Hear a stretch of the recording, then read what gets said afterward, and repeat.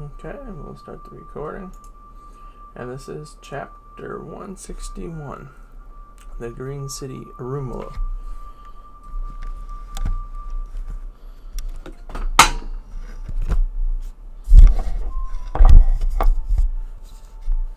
Sorry, 1 second.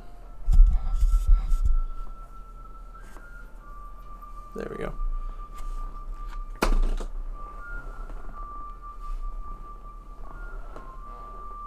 Not quite sure what that was that fell, but okay. I'll worry about it another time. Yep, so the Green City, Arumalo.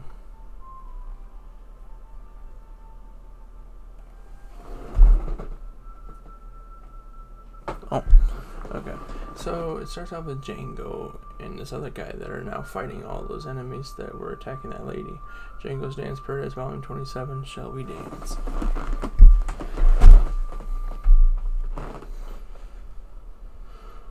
Okay. Now here's Baroque Works. They should be heading for Rain Base about now. Grunk grunk. Thought Bunchy should get them here by morning. Bunchy, it must be the turtle pulling them. Bunchy, special all-terrain transport turtle for Baroque Works. Thud. They're riding inside there. Bon Clay and Miss Merry Christmas. Thud. And Mr. One and all the others. I never dreamed that you were Miss Doublefinger, Pola. Thud. Hee. I never said I wasn't, she says. Have the Billions and Nanahana been notified? He jumps to Crocodile, saying, our usual messengers, the Unluckies, never came back, so I dispatched substitutes. Thud. The Lizard Runners. And there's the Lizard Runners running. Lizard Runners urgent delivery force for Baroque Works, and they got letters that they're trying to run back to him. Thwap. I see, Crocodile says, good work. That same afternoon, he jumps to Luffy. We're here, it's Yuba. Doom. Whoa, it's a ghost town. Okay, now to find that rebel leader, Luffy says. We haven't reached Yuba yet, Luffy. It's still a half a day away to the northwest. Baby's saying, half a day, Usopp yells, and his jaw drops to the ground. Look at the map. There's Katarei and Nanahana, Sandora, they're right here. And Yuba's up there, curtain locations there, Yuba. They went from Port City all the way, Nanahana to there. We just sailed up the Great Sandora River and landed here. This is the Green City of Arumalo. Green City? It doesn't look very green, Luffy says, with an angry look. It used to be, Luffy says. Hey, what's that, a turtle? Pop shush. Arf! And he says, or a seal, Usopp mentions, in awe. That's a Kung Fu Jugan. Maybe he goes on. Kung Fu? Yeah! He gets into his Kung Fu stance to try to fight it. Don't go near it, Usopp, Vivi yells. It's dangerous. Ugh, thwomp, and he beats the crap out of Usopp. Ta-da! And Usopp's lying on the ground with blood all over the place. You let that thing beat you? Zoro says. Oh. Yeah, yay! Luffy yells. Luffy beat it. No, Luffy. Baby says. Kirk. It's the code of the Kung Fu Dragoon to become the apprentice of anyone who defeats it. Doom. Arf. Oh, he actually beat the Dragoon, huh? A disciple of the martial arts, eh? Arf. This is the stance you want. More apprentices. And Bibby looks furious with their jaw extended. Doom. Arf. As the Dragoon has tears running down his eyes. Okay, on to Yuba, Luffy says. Arf, arf. Ha ha ha ha ha. He's laughing. Good job, Luffy. There go half our rations, Sanji mentions. If it weren't for Chopper, we would have been in big trouble. Nami goes on. They insisted on following you. I had to bribe them with our food, Chopper says. We should have let them come with us, Luffy says. No town in the world would let all of those things in, idiot, Nami says. Those Jugans sure are strange. Vivi, do they live in the river? Sanji asks. No, the sea, Vivi replies back. Long ago, the Sandora River nourished this land, but in recent years it's lost much of its force. It is being overcome by the sea. Then it shows the map of the river and the sea. Then the water where we found all those Jugans, that was seawater. You can't drink it or water crops with it. Zoro then says, is that what made the city dry up? No, there used to be enough rainfall to sustain the city. Shuff. Until recently, Arumlu was green and full of life. Green, huh? However, Luffy says, in the last 3 years, not a drop of rain has fallen, she says to Luffy, as Luffy's picking up a skull on the ground, in this entire region. But that port looked okay, Chopper says. Nanohana gets its water from the neighboring oasis of Katareya. Throughout its long history, Alabasta never suffered from drought until recently. But one place got plenty of rain, Alabarna, the capital, where the king's palace is. Shh. The people called it the king's miracle. Blah, blah, yak, yak. Until the day of the incident. 2 years ago. Nanohana, yak, yak. And now we're seeing a flashback to Nanohana. Offload the cargo, yak, yak. Oh, on the sail in kanji it says fate. Clack, clack, clack, clack. They're pulling this, whatever was on the boat that they were bringing and hauling in. Crack, snap. The one leg breaks. Look out, it's gonna fall. Wow, wow. Get out of the way. Crash. And it busts open all the bags that were on there. Yeah. It's everybody all right? Or is everybody all right? Anybody hurt? Psst. Clack, clack, clack, clack. Ah, this is terrible. We dropped it. We were supposed to deliver to the king of Alabarna. What is it? Green powder. And the text on his shirt said half-fledged. What is it? I don't know. The king ordered it. We were just making a delivery. Run! Wah! This is dance powder.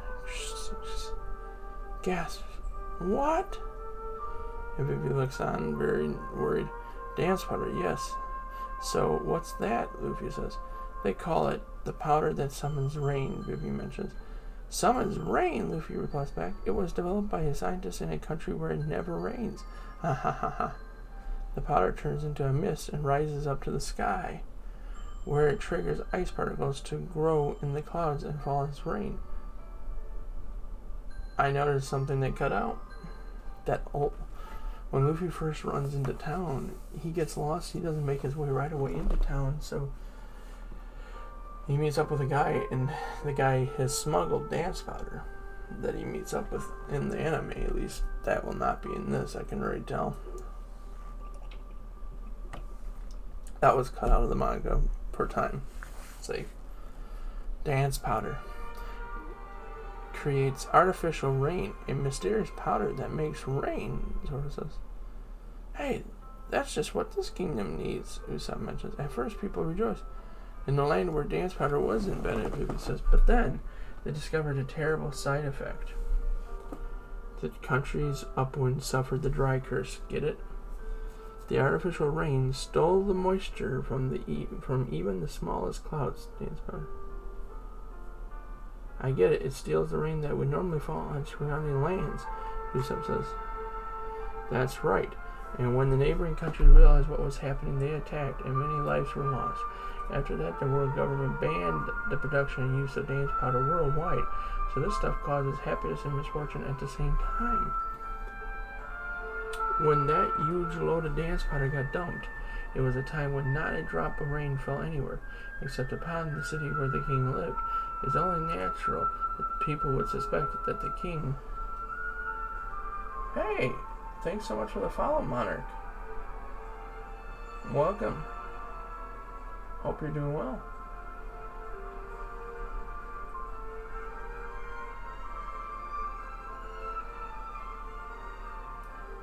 It's only natural that people would suspect that the king had used the potter to take all the rain for himself, Zoro says.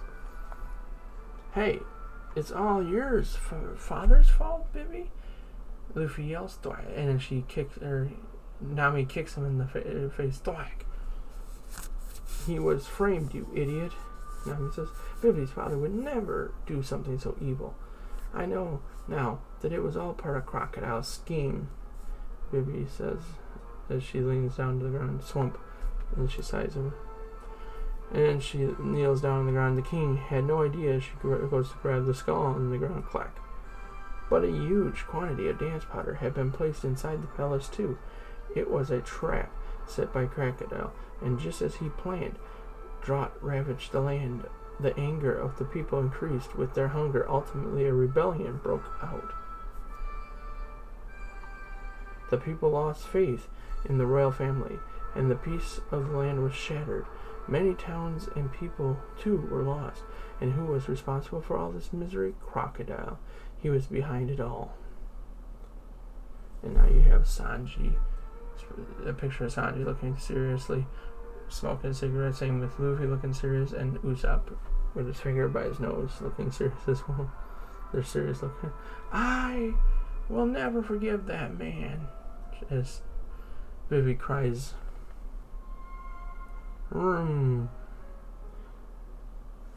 Stupid kids. Sora says. Tim,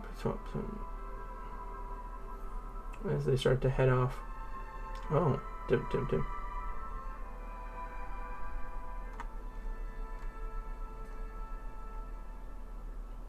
The buildings started to fall apart, I guess, huh?